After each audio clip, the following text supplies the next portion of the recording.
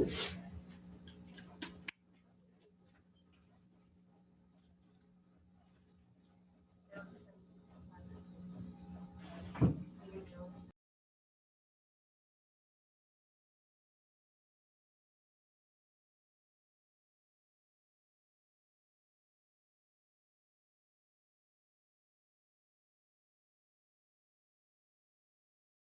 morning, everyone. I'd like to welcome everyone to our Bible study. Today is February 21st in the 21st year of the 2000s. And we will be studying God's holy word, looking at the Psalms of nature, coming from lesson 7 of our survey of the Old Testament. We are going to be finishing up Psalms 19 this morning. So we had a great discussion last week. We finished in question 2, looking at verses 7 through 11.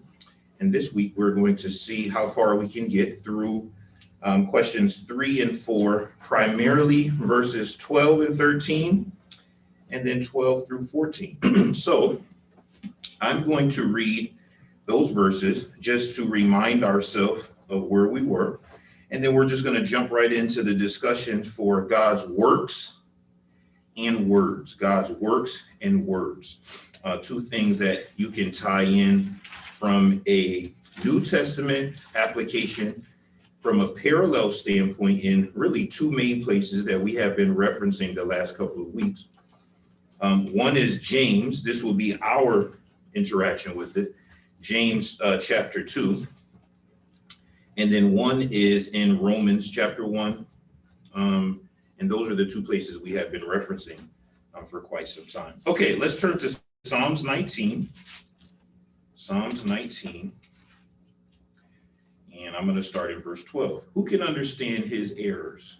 Cleanse me from secret faults. Keep back your servant also from presumptuous sins. Let them not have dominion over me. Then I shall be blameless, and I shall be innocent of great transgression. Let the words of my mouth and the meditation of my heart be acceptable in your sight, O Lord, my strength and my redeemer.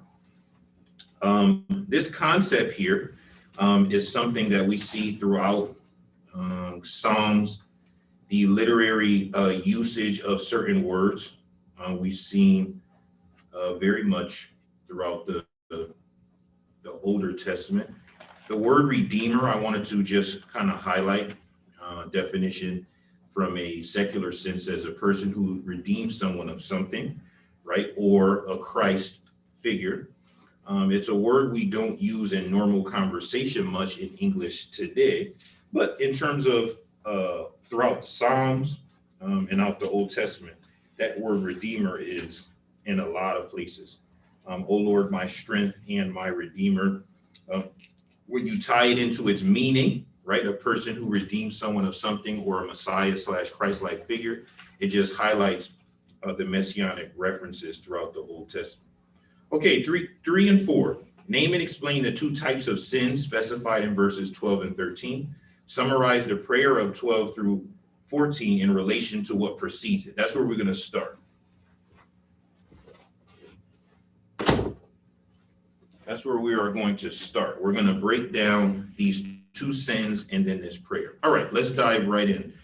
12 and 13, who can understand his errors? If you have a Bible that capitalizes those specific pronouns, it's very helpful. Not to say you have to have that type of Bible, but the reason why it's helpful is in chapters like this, it was going through, it may get confusing when you see these pronouns or him or his without the capitalization. So in 12 and 13, let's keep that in the forefront of our minds. Who can understand his errors? That's personal, right? So we're not talking about Jesus or God. And cleanse me from secret faults, right? Who can understand his errors and cleanse me from secret faults? Keep back your, now we're capital, right? Now we have some understanding. God, keep back God's servant also from presumptuous sins. Let them not have dominion over me, and I shall be innocent of great transgression. Now, there's 3 cross-reference verses that we have here, one of which is Psalms 51, 1 through 2. Not too critical for today's discussion, but if you wanted to kind of look at that in your own personal time, you can. Psalms 51, verses 1 through 2. If you want to reference a comment from there, please feel free. And then the other two, Numbers 15:30, which I'm going to read very quickly. Numbers 15:30.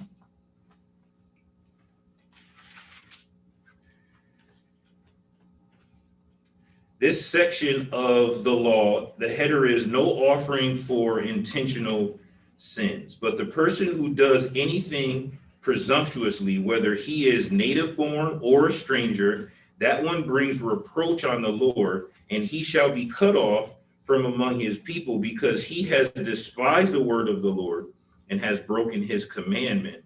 That person shall be completely cut off. His guilt shall be upon him. So this is what David is referencing. So let's go to Google. Presumptuous is of a person or their behavior failing, to observe the limits of what is permitted or appropriate, right? So let's reread it with that. But the person who does anything in failing to observe the limits of what is permitted or appropriate, whether he is native born or a stranger, that one brings reproach on the Lord, and he shall be cut from among his people. I'm going to read it again from another translation. But the person who does anything defiantly, this is another way to describe that, whether he is native born or a stranger, that one blasphemes on the Lord, and he will be cut off from among his people. Those two words, defiantly and blasphemous or blaspheme, now we get more visual, I believe, imagery, because we can go to the New Testament references and hear about this concept of blaspheme, and we see that reference throughout the Old Testament as well. And then defiant is a word we do use today. So even as parents, this concept of defiant, we can understand that, right? That is a separation between something you're doing in error, knowingly and unknowingly, really. That's like the easiest way we can break that down. So let's go back to Psalms. Psalms is saying, keep me back also from defiant sins, presumptuous sins. Let them not have dominion over me. Reminds me of James chapter 1. Then I shall be blameless, right? And I think that's worth pausing. Well, let me read the second part, then we'll tie it in. And I shall be innocent of great transgression. Right now, if we start talking about being able to be free from defiant sin, now we can start to digest this concept of being blameless, I feel, a lot better, right? Because there's difference between doing something in error against doing something repetitively on purpose. Those are two different mindsets, right? So I gravitate to these set of verses. I have this underlined in my Bible, verse 14. I think it's worth gravitating to in any aspect of your Christian walk, but especially if you are a new convert, because it's a scripture that helps explain the difference between the mindset for sin. Sin is the same, right? The action, but how you approach it is differently, right? So we know that there's some sins to the body, sin outside the body. Sin is anything contrary to God's divine will in word, in thought, in action, or in deed, right? So in verbiage, your thought process, anything that you do, anything that you say, that's kind of the basis. That's contrary to God, right? God is the standard. So anything that's contrary, your thought process, your speech, or in your actions, right? Something that you do. Great. But how I approach that sin, though, is different, because I may sin in one of those categories as a one-off. I may sin as a lifestyle habit, or I may do something that is defiant, like you tell a child, don't touch that, and the child look you dead in your eyes, and while they're looking at you, they touch it anyway, right? That's way different than you coming home, you ask the kids to take the chicken out the freezer, and they're playing video games or sleep, and the chicken's not out the freezer. That is two totally different. Both you're upset, right? But if you look me in my eye as a child and you do something I told you not to do, that's way, way, way, way different, right? That's a good visual illustration of defiance, right? We can say That was a defiant act. And as a parent, you know, if that level of defiance goes unchecked, it's a house of cards. Everything will crumble, right? If the kid can't respect you enough with you in a line of sight, then we have a serious problem, right? So that's what we're talking about today. This concept of keeping us away from defiant sin. Now, let's go quickly to James. Let's go to James, and then we're going to do, I mentioned the second cross reference. You can keep your finger in 1 John if you want to. We're going to go there in a second, but let's go to James. We touched on this briefly Wednesday night, this James passage. The first part of James, first 12 verses, is incredibly important. If you're looking for a New Year's type of repetitive scripture, if you're looking for a recommitment, a new commitment scripture, first 12 verses of James chapter 1 is something I'd encourage you to read and digest. But let's pick up in 12, I'm sorry, just to tie the bridge between the first half and the second. Blessed is the man who endures temptation, for when he has been proved, he will receive the crown of life, which the Lord has promised to those who love him, right? That's future tense, right? If we can endure, we can receive this crown. But now let's talk about what we're enduring, right? Why is this difficult? Because let no one say when he is tempted, I am tempted by God, for God cannot be tempted by evil, nor does he himself tempt anyone. But each one, us, is tempted when Ellis is drawn away by Ellis's own desires and enticed. So now I see the problem when I put my name in there, that when I'm in a Bible study, when I'm in worship service, when I'm personal or in a group setting, that while we're talking about sin as a generic to the group, when I'm thinking about my sin, the things that I do, now I start to quantify it, which is different than you, because I don't know what you're doing, right? So I have to make it personal, and I believe that's intentional. So when I think of it from my standpoint, now I see verse 12 is, in my life, is a bigger deal. Maybe you don't sin that much, but now that crown in my life in verse 12 seems far off, because when I put my name into verse 14, I see where the problem is. The disconnect is not with God and me. The disconnect is with me. So now let's keep reading. Verse 15, then when desire has conceived, now it's using this metaphoric imagery of birth, right? So we have the conception process. We know from the internal to the external, right? Children start from within and come without. This is the same way that sin grows, right? Comes from within in verse 14. Then 15, when it has conceived, it gives birth to sin, right? Now that's why we made a big deal about word, thought, action, or deed, anything we're thinking, saying, or doing, right? Because it comes in my mind first as sin. As a reminder, most of the time, a trigger is a new kind of phrase people are using. Something will trigger me. That's in my mind. I haven't even acted on it yet. So you all haven't seen it. No one has seen it. Only me and God, because it's internal at that point. And instead of praying and asking for forgiveness and leaving it there, I let it grow. And then it's conceived. It gives birth to sin, action, words maybe.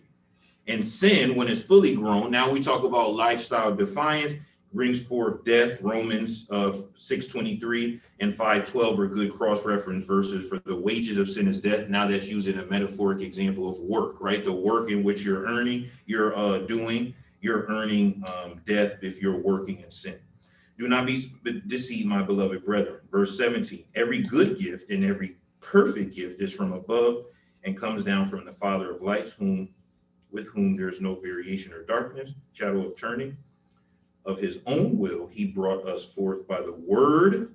Remember, we're doing works in word of truth, that he might be a kind of first fruits of his creation. Verse 18 is really summarizing this whole chapter 19, what we're talking about, because it's the tie-in between the word and the works, right? The work of Jesus Christ, death, burial, and resurrection came forth by the word of truth. All right. 1 John, we don't have time. This entire chapter really can be used for this. Chapter 1 and chapter 2 for sure. We're just going to go to chapter 5. We're just going to read verses 1 through 3, just for sake of time. But if you have some time, reread John, this 1 John, this entire chapter, all 5 chapters, the book. Whoever believes that Jesus is the Christ is born of God. This seems obvious. And everyone who loves him, who begot also loves him who is begotten of him, right? Old English, but basically if you love Christ, then you love God. If you love God, you love Christ, right? If you love the Father, you love the Son. If you love the Son, you love the Father, right? By this we know that we love the children of God. How? Let's go back to 1. Because if we believe that Jesus is the Christ, and if we love the Father, love the Son, and love the Son, and love the Father, by this we know that we love the children. Right? Now let's take away God, Christ, and us and just put a father, a son, and children / grandchildren. Doesn't that make logical sense, right? I love the Father. I love the Son. By this, you know I love the children / grandchildren. That's the imagery, the family nucleus that they're bringing forth. Now let's add back those characters, because in verses 17 through 21, it's making a big deal about loving those who you can see, your brothers. Because how can you love God who you can't see if you can't love your brothers, right? So that's just kind of where that's coming from, right? All right. So when we love God and keep his commandments, now we have a little asterisk there. Now we have an action item, right? Verse 1 is little debate here. People who believe in Jesus will not normally debate verse 1. If you believe Jesus is the Christ, if you love the Father and love the Son and love the Son and love the Father, the first part of 2, some people have a problem with, but the majority of people say, okay, then I will love people as well, because Jesus out of his own mouth said 2 of these commandments are the foundational aspects. Love God with all your heart, mind, body, and soul. That's where the most of the people, you have no argument there. Love your neighbor as yourself. Some people struggle. Some people will admit the struggle, but because Jesus said it, very few will argue against it. Got it. But this second half of verse 2 is where we have massive levels of confusion, because it's saying all of that with a comma in our English literary flow, and then it's saying when. That's the problem. When we love God, and then it has a word and. Now, if it said or, right, then we be say, okay, we good, because as long as I say I love God or keep his commandments, I'm going to pick which one, the love God. But the problem is the Bible is making no distinction. This is where it's hard, between loving God and keeping his commandments. They're the same, right? The point it's going to make is verse 3, for this is the love of God. So before I say, oh, I'm loving God, but I'm doing the best I can on the commandments part, verse 3 is saying, this is the love of God. What? How do I show that I love God? That we keep his commandments, verse 3, and his commandments are not burdensome. We don't have time. 1 John really will explain that, why it's not burdensome, but it's a mature mindset, right? The things that you do in a relationship don't become burdensome with time if you're buying into the relationship, right? When you first start a new job and you read through the employee handbook, some employee handbooks are egregious. Like you thinking, I can't even post a funny meme anymore without potentially getting fired from this place, right? But if you buy into that, and 2, 3, 4, 5, 10 years later of working there, those rules will become second nature, that you don't look at the rules the same way as a new hire, right? That's just a worldly example. That's what we're saying. We don't have time to go through it, but that's what this is saying by the time the author gets to 1 John chapter 5, right? There's 4 other chapters before where he's explaining why this mindset of commandments not being burdensome. But for us, in our time period to digest this today, we have to tie in the love with the commandments. Therefore, it's the works and the words together. And that's why we mentioned James. Let's go back to James. This, we don't have time to read the whole chapter, but just go through. We'll just start in verse 14 of chapter 2. What does it profit, my brethren, if someone says he has faith but does not have works? Can faith save him? If a brother or sister is naked and destitute of daily food, right? I have no daily bread. We looked at this Wednesday, and I have no clothes. Outside right now, it is 29 degrees. I have no food. Right now it's 10:40, and I have no clothes, right? I'm on the side of the street. And anyone, and we got to step on toes.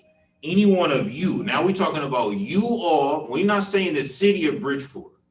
We're talking about the Church of Christ of Bridgeport see me naked with no food, and you say to me, depart in peace, be warmed and filled. That sentence is a good sentence, right? But you do not give, right? You do not give.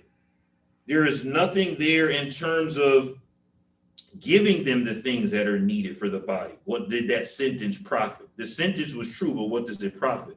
Thus, as that example, also faith by itself, if it does not have works, is dead. But someone will say, you have faith and I have works. Then this author is saying, okay, show me your faith without your works, and I will show you my faith by my works. You believe that there is one God. You do well. Even the demons believe and tremble. But do you want to know, O foolish man, that faith without works is dead? Then it's giving you an example here of Abraham. We don't have time to read. Jump down to 24. You see then that a man is justified by works and not by faith only. Then it gives us an example of Rahab in verse 25. And then let's jump to 26. For as the body without the spirit is dead, so faith without works is dead also. So this is tying in everything we're looking at, right? And that's important for us to really digest. What we're looking at here is faith and works from a God's point of view. These things are hand in hand, which I don't know if people would argue, but when we look at the Psalms aspects, it's very clear that this works of Jesus's death, burial, and resurrection came by through the word of truth, right? In the beginning was the word was with God, and the word was God. And then verse 14 of John chapter 1 said, then the word became flesh. That's an action, right? So we got that part. 1 John 4 talks about Jesus being the propitiation of our sins. The disconnect is between that biblical truth, that heavenly truth, that divine truth, and how God has a parallel for us in those two words of works and word. James makes that clear for a New Testament understanding. This chapter of 19 is what we have been studying to make that clear from the Psalms, right? This concept of looking out into nature, seeing God's divine hand, seeing his truth, seeing his plan executed by words. Let there be light, let there be this, let there be that in Genesis chapter 1. Being sustained, and then the psalmist making the correlation between his life and asking that that same creator that's able to sustain the physical kingdom sustains his spiritual nature by keeping him away from sin, the same way that the animal and natural kingdom is kept away from calamity of overtaking it. This person is asking for the same, right? Keep me from the defiant things that will ruin my relationship with you. That's what Psalms is doing. And we're just making that same comparison, that compare and contrast for us to speak about this mindset of the things that we do in secret, verse 12, and the things that we do defiantly in verse 13. And then if we look at the whole 12, 13, and 14, this prayer, right, that he's praying, really 12, 13, and 14, he's asking that 14, the words of his mouth and the meditation of his heart be acceptable in God's sight. Why? Because God is his strength and his Redeemer, his Christ, his Messiah, right? So verse 14 is now tying in back the words in the thoughts aspects. We talked about the actions and deeds, the first part of the Bible study. Now we're talking about even, and I'm not sure how often we think of it this way, but we talked about prayer Wednesday night. Let the words of my mouth and the meditation of my heart. Sometimes I can be praying in error. I'm not talking about structurally. I'm talking about I can be praying for sinful things. This man is saying, I'm praying that does not happen. I'm praying that the words of my mouth, what I speak, and even what I meditate in my heart, whether it's to me or whether it's to you, God, that they be acceptable, right? And I'm praying that my thoughts, my words, my actions, my deeds, now we're back to First John and James, are in a correlation to your God, your thoughts, your words, your actions, your deeds. We have an example of someone speaking that in the New Testament is Jesus in John telling his naysayers, I always do the things that are pleasing to the Father. So we have that as a basis. Chapter 19 is very relational. In order to get to that frame of mind that First John chapter 5 is talking about and not being burdensome, we can't look at it like commandments. John, when Jesus was at the Lord's Supper, his account is speaking to this, right? He's saying, I don't call you servants, right? A servant doesn't know what a master is doing. I call you friends because everything the Father told me as the Son, I told you. That's an elevation process. That's a relationship, right? He's saying, I don't want you to look at this as a master-servant relationship. I want you to look at this as a friend, right? And how do you define that friendship? Well, greater love than no one has but this, but to lay down one's life for his friends. I'm going to do that visually. And then I'm going to ask you all to love one another the same way. See what we're talking about? We're supposed to learn that first from the church. And then when you get to Ephesians, Paul doubles down on that, right? He brings that back into their remembrance. And for his conversation, he ties it into marriage. He was talking about husbands. Therefore, you love your wife the way Christ loved the church and what? Gave himself for her. So we have two groups from the congregation to marriage.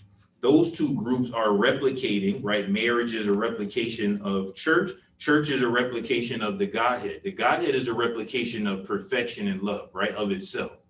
So when we see those things and tie them in together, wow, chapter 19 embodies much of the New Testament understanding of Christian lifestyle. Because first we have to understand God's divine nature through creation. We are a part of that creation story. Then we have to understand the divine correlation between God's word and his work, his words and his works. Then we have to tie in what is our responsibility to those words and those works, and how does that impact our words and our works. And when we are doing things that are contrary to that, then what do we have there? Well, what do we have there is we have sin. That's where we are in today's class. Now, what is my responsibility towards that sin? Tie in Wednesday night's class, right? I pray that you forgive me of my transgressions as I forgive those who trespass against me. So now we're asking for forgiveness, right? Now we're tying in this divine loving nature, which is First John chapter 4, this forgiveness, not that we love God, but that, he loved us first and sent his son to be sin for us. Wow. So when I look at that as a relationship, not as a servant, not as rules and commandments, do's and don'ts, but as relational. In a relationship, the job is saying, as a new hire, here's a list of things that we would like you to do and not do. As your employer, here's a list of things that we will do and not do. If we both work on that together, we'll have a great working relationship. And it takes time to go from a new hire to an executive and buy into that process. And chapter 19 is speaking of that. And that's what we're saying today, right? We're looking at it from a relationship. It's something that I encourage you to think more of as much as humanly possible. Think of God and you having a relationship instead of do's and don'ts. If you start focusing on the do's and don'ts, you are more susceptible to fall away. Because do's and don'ts, rules and regulations, those just sound like harsh things. Then people are going to say, well, God don't want me to have fun. Then I'm going to start analyzing. And then once people's minds start going down that road, just like in a job, just like in a parent-children relationship, once the kids start analyzing, all my friends get to do what they want to do. And now we start bringing in division into the home. Any relationship we can break down this way. But if we look at it as relational, right? These are the things that God naturally are. So therefore, I have to buy into them in how I interact with God, because I'm made in his image. Then it's not a burden, because more is a goal. I want to get to the point where, like Jesus, I'm always doing what the Father asked and what he's pleased about. That's what Psalms 19 is talking about. So not one of the most famous Psalms in terms of quotes, right? Like most people in the world can't quote every aspect or some of what 19 is saying. But I personally enjoy Psalms 19 because I think it is a great bridge to show me that God is the same yesterday, today, and forevermore. And it inserts me in the friend category to say, God is expecting me to level up to how he naturally is, with works and words balance. He wants me to be able to balance my works, my words, my thoughts, my actions, my deeds, but not in a random sense. This is the part that I look at it more as a goal. He wants me to balance it in conjunction to his standard. And that's something, instead of me looking at it as a burden, it's an awesome privilege to say, God, the creator, is giving me a chance to live and to think and to act like him. That's a friend aspect. That's not a master servant aspect. See what Jesus is saying? Like Jesus is saying, we're giving you the opportunity to be what we are. This is how we love. We give ourselves. So now you love that way, right? That's not a servant. A master don't talk to a servant that way. A master tell a servant, go here, go there, don't do this, do that. But a friend says, hey, listen, I heard this or this. This is what I'm doing. I had a great benefit from it. Here's something that you can do for your life. A friend is looking to elevate their friends. That's what Jesus was doing on that Lord's Supper. That's what we get from understanding of breaking down Psalms 19. So next week, we're going to move on to Psalms 33. If you can read this in advance, that would be fantastic. We are going to dive in to this chapter based off of the premise of the reign of God in his creation. Most likely we will get to questions 5 and 6 in some of question 7, but we'll see. When you read that this week, look at Inspired Scriptures, learning about God through nature. If you have time, please spend this month throughout the week. Like I said, there's a lot of great documentaries on all streaming platforms that are nature specific. If you watch those and read this, or read this and then watch it, just try it if you have some time. Most of them are about 15 to an hour. If you can keep that visual and then read these things, it would be very helpful, right? Last week, I was looking at this breakdown between the American alligator and American crocodile, right? In the Midwest and the South, temperatures drop drastically. And these people who hunt gators and who are veterinarians to gators, right? They were making this video explaining that the alligator will stick his nose out of the ice. So they'll break the ice and the nose will just be here. And it's just a few inches. And the alligator be barely moving. And it can slow its heartbeat down to about 3 beats per minute, right? And the guy, to show you that it wasn't dead, instead of tapping, just started rubbing on the nose of the alligator just for a few seconds. And that heat started to warm the nose. Then the alligator just slowly started to move just a little bit more of his face out of the water. Now, you think there's been reports this last week, people froze to death. But this alligator and these crocodiles have something from God's divine intervention. That's why I always joke and say, to me, alligators are dinosaurs. They have something from God's divine creation to prepare them for things that's outside of their normal habitat. If I watch that and then read these Psalms and then think about my life, I start to think, wow, like I'm not thinking about how intricate of a creator and a sustainer of life you are when I'm doing things contrary to you. I'm not thinking of you as a friend and being in awe at my friend, like, wow, when your friend does something and you're so proud, my friend did this. And people say, why are you that excited? Because it's like I did it. I'm not giving God enough praise in nature. That's what we're looking at this month, right? We're trying to give him more praise in nature. So that was something that helped me this past week to just look and say, I don't ever think about crocodiles or alligators. But when I look at that from a calamity standpoint, something that has brought death to others, these beings are able to be sustained off of a creation process, right? And then I read this chapter and it hits a resonation to me that was different from before. So that's just an example. Find something that you can tap into this week, something visual if you can, right? Visual helps. Some nature documentary, and then look at this Psalms 33, and we'll tie this in next week to see where we are with this Psalms of nature and why this is important for our understanding of who God is. All right, that's all we have for this morning. We're going to transition into worship at this time. Thanks for joining us online on YouTube and Zoom. We are now going to disconnect from this session, and we're going to start up our worship service session in spirit and in truth.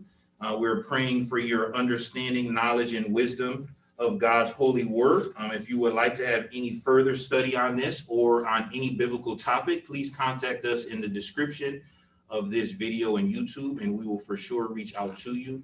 May God be a blessing to you, and may he bless the hearers and doers of his holy word, and we'll see you momentarily. Amen. Thank you. In general, let me make sure that's not a lie. Nope, no general. Some prayer requests already, but nothing to say before worship.